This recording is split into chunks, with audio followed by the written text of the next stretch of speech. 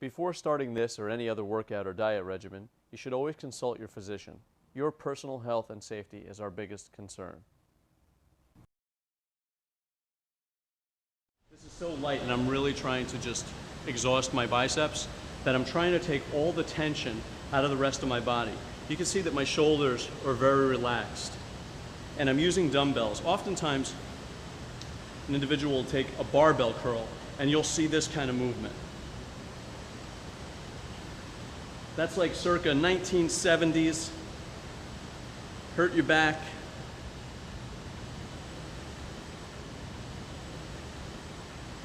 This is the bicep movement for 2004 and beyond. Slow, methodical, focusing on form, contraction, control. The rest of my body is pretty relaxed.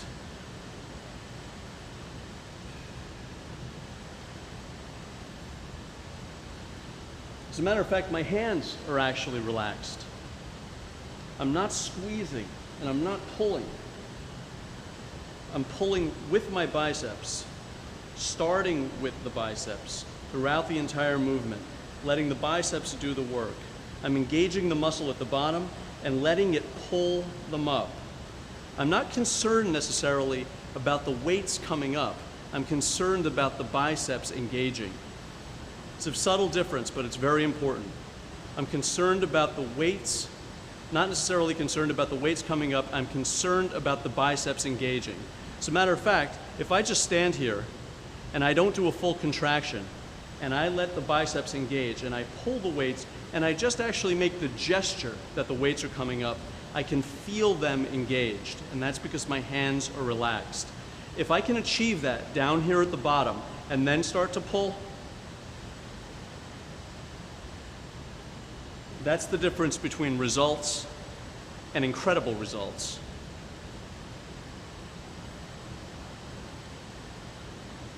Having strong biceps is really important if you have to lift up your children, carry grocery bags, or you have a nice car where you want your arm to hang out of the window. And it's sort of a focal point of your physique. But we can actually get a lot of utility out of strong biceps. I'm using 20-pound dumbbells and I'm tired already. You can see I'm pulling with my muscles. I'm pulling with my biceps. I'm not pulling with my neck, my shoulders. I'm not swinging back and forth. I'm moving the weights slow and methodically. I'm not coming all the way up here. That's where I'm resting. Here is where I'm working, and here. You may notice that my elbows are relatively close to my body. This doesn't really do anything.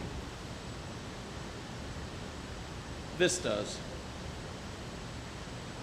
I'm extending all the way down, and I'm coming up to a point where I feel my biceps flex, and I'm letting the weights come back down. I'm exhaling as the weights are coming up and inhaling as the weights are coming down. By the way, if you're wondering what this tattoo is, it's a mistake when I was 17. Okay, once I feel my biceps starting to really, really tighten up, I actually change my grip immediately and I start pulling this way. These are called hammer curls. Now, at what point do I do that in the exercise? Switch my grip. I call this a change up. I do it when I feel like I can't perform the first bicep exercise using the strict form that I've become accustomed to. And when I start getting tired from this exercise, that's when I put the weights down. You will not believe how it feels when you do this change up. And we keep going until we can no longer perform the exercise in this manner. Occasionally, if you're feeling really strong, you can do a slow negative rep. At this point in the exercise, you will really feel it. It's all about stimulating the muscle. We don't need heavy weights. What we do need is concentration, form, and superior technique. It outweighs heavy weights every time.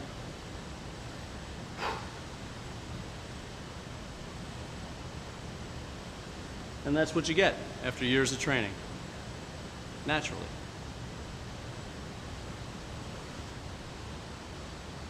I just did four sets of the bicep movement that you saw in the previous exercise. I'm fried. I'm totally fried, but I'm still not done with biceps. That I consider a power movement that we just did before. Yes, we were using light weights, but I consider it a power movement. Now we're going to do a concentration movement. These two exercises, the dumbbell curl and this is actually called the preacher curl.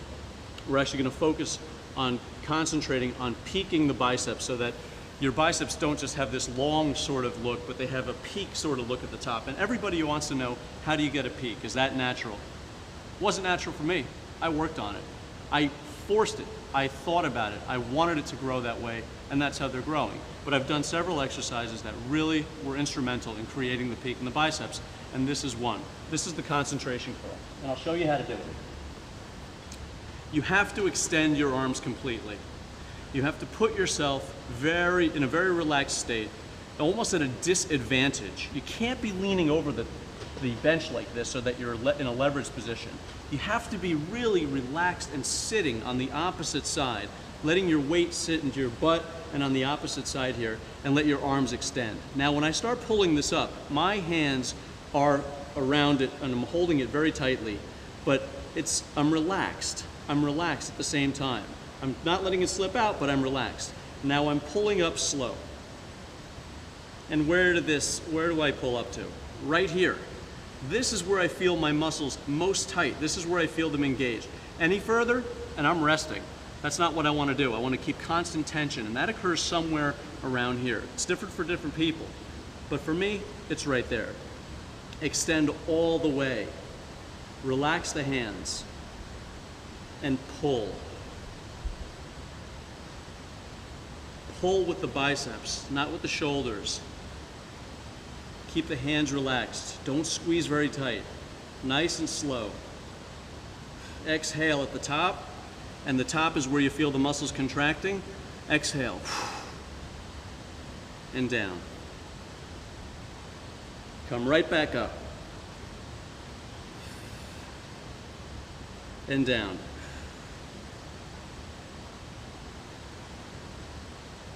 Exhale. Inhale.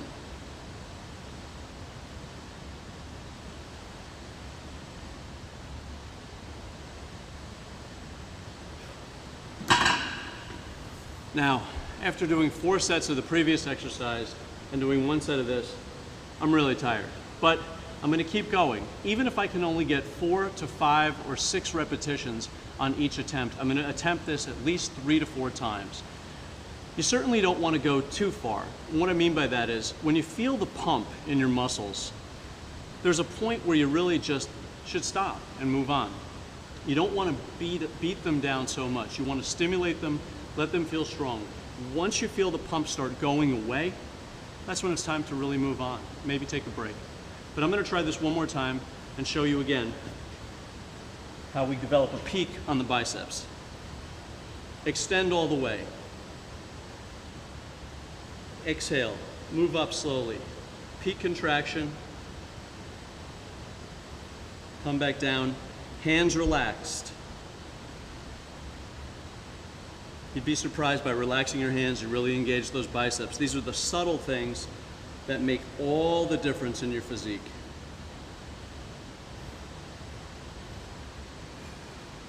For some reason, I know you won't neglect your biceps. That's why I got to keep you honest, and we got to focus on everything.